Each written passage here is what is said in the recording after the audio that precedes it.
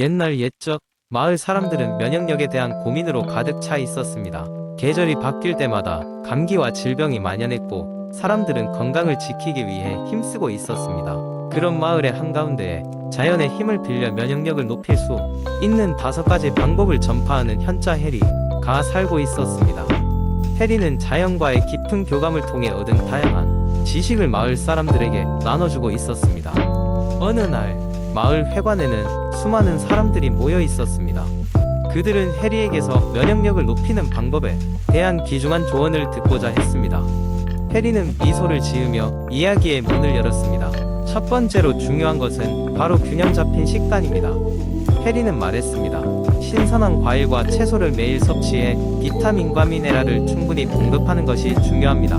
특히 비타민C가 풍부한 감귤류와 빨간색, 초록색 채소는 면역력을 강화하는 데 큰 도움이 됩니다.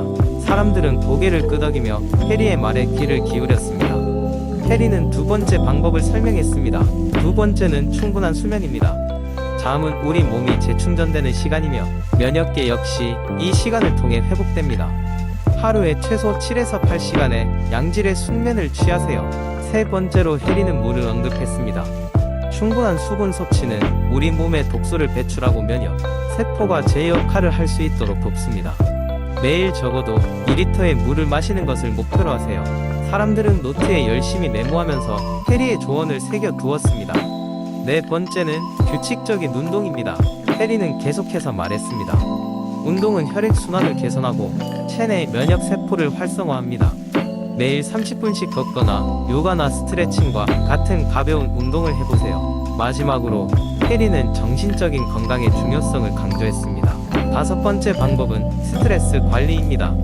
정신적인 스트레스는 면역력을 약화시킬 수 있으니 명상이나 자연 속에서 시간을 보내는 등 마음을 편안하게 할 수 있는 방법들을 찾아보세요. 모든 조언이 끝난 후 해리는 모인 사람들을 둘러보며 말했습니다. 이 5가지 방법을 꾸준히 실천한다면 우리는 건강한 삶을 살 수 있을 것입니다. 면역력은 단지 질병으로부터 우리를 보호하는 것뿐 아니라 삶의 질 그 자체를 높여줍니다. 그날 이후 마을 사람들은 하나둘씩 해리의 조언을 실천하기 시작했고 곧 그들의 건강 상태가 눈에 띄게 좋아지기 시작했습니다. 계절이 바뀌어도 병에 걸리는 사람이 줄어들었고 마을에는 웃음과 활기가 넘쳐나게 되었습니다. 그렇게 잠잠한 시절의 이야기가 몇 세대를 거쳐도 전해 내려왔고 면역력을 높이는 이 5가지 자연요법은 사람들의 생활 속에 깊숙이 뿌리를 내리게 되었습니다. 두 번째 이야기.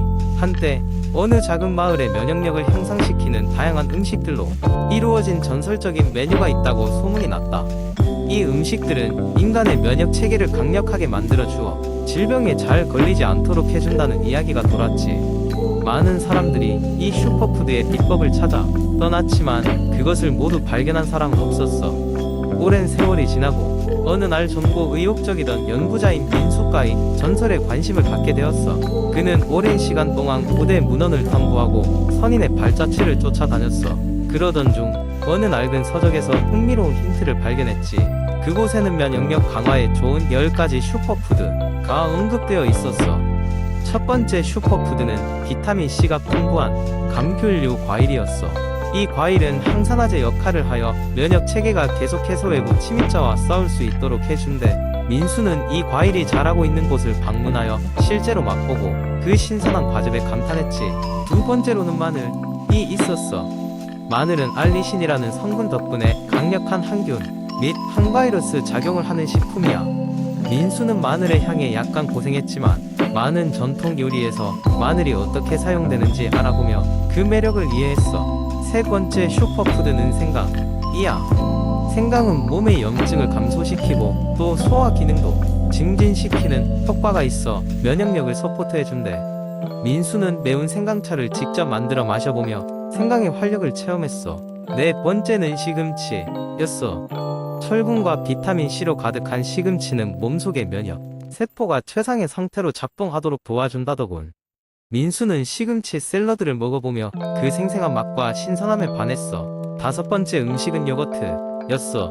요거트는 장 건강을 촉진하고 면역 시스템을 강화시키는 프로바이오틱스가 다량 함유되어 있어.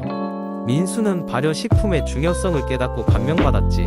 6번째는 아몬드였어. 비타민 E가 풍부하고 면역력을 증폭시키는 데 중요한 역할을 한다고 해. 민수는 아몬드를 먹으며 그 고소함과 영양소의 놀라운 효과에 감동했어. 일곱 번째로는 피망이 있었어. 피망은 비타민 C의 함유량이 감귤보다 많기로 유명해. 민수는 피망의 향긋한 맛과 다양한 요리에 활용 가능성을 알게 되며 즐거워했어. 여덟 번째는 브로콜리였지. 비타민, 미네랄 그리고 항산화제가 풍부해 면역력 강화에 큰 도움을 준대. 민수는 브로콜리를 살짝 찌거나 구워서 다양한 방법으로 먹어보았어. 아홉 번째는 케일이야. 케일은 비타민 A, C, E와 여러가지 항산화제로 가득 차있어 면역 건강에 매우 이롭지. 민수는 케일 스무디를 만들어 마시며 그 진한 맛의 여운을 느꼈어. 마지막 열 번째 슈퍼푸드는 녹차였어. 녹차에는 카테킨이 함유되어 있어 몸의 방어 메커니즘을 강화시켜 준다고. 민수는 녹차의 깊은 맛과 향을 즐기며 차의 차분한 마법에 빠졌어. 민수의 여정은 이렇게 면역력 강화 슈퍼푸드들에 대한 깊은 이해와 그들의 이점을 몸소 체험하며 끝이 났지. 그는 이 특별한 경험을 통해 얻은 지식과 맛을 사람들과 나누었고, 이 10가지 슈퍼푸드는 마을 사람들의 건강을 지키는 필수품이 되었다고 해. 세 번째 이야기, 체중 감량은 많은 사람들에게 도전 과제이며 이를 자연스럽고 지속 가능하게 이루려면 올바른 생활 습관을 형성하는 것이 중요합니다. 이러한 생활 습관을 하나씩 조정해 나가면서 체중 감량을 보다 자연스럽게 이룰 수 있습니다. 어느 작은 마을에는 건강과 웰빙을 중요하게 생각하는 민수라는 청년이 있었습니다. 그는 어릴 때부터 활동적이었지만 성인이 되면서 사무직에 취직하게 되자 운동량이 줄고 체중이 증가하기 시작했습니다. 민수는 다이어트를 여러 번 시도했지만 극단적인 시기 제한은 오래 지속할 수 없다는 것을 깨달았습니다. 결국 민수는 자연스럽게 생활 습관을 바꾸기로 결심했습니다. 우선 매일 아침 30분씩 산책을 하기로 했습니다. 처음엔 그것조차도 쉽지 않았지만 조금씩 익숙해지면서 산책의 상쾌함과 동네의 조용한 아침 풍경에 매료되었습니다. 이 산책은 그의 하루를 시작하는 활력소가 되었고 점점 더 길고 빠른 걷기로 이어졌습니다. 또한 민수는 식습관에도 변화를 주었습니다. 그는 평소 배달 음식을 자주 먹었지만 주말마다 신선한 재료로 직접 요리를 해보기로 했습니다. 처음에는 요리가 서툴렀지만 시간이 지날수록 요리 실력이 늘고 자신이 만든 음식에서 성취감을 느꼈습니다. 식단에는 특히 채소와 과일을 많이 포함시켜 고가공식품과 인스턴트 음식의 섭취를 줄였습니다. 민수는 수면 습관도 조정했습니다. 그전에는 밤늦게까지 스마트폰을 보며 잠드는 일이 많았는데 수면의 질이 낮아지고 피로가 쌓인다는 것을 느꼈습니다. 그래서 그는 자기 전 1시간 동안 전자기기를 멀리하고 독서를 하거나 명상을 하는 시간을 가졌습니다. 이를 통해 수면의 질이 좋아졌고 아침에 더 상쾌하게 일어날 수 있었습니다.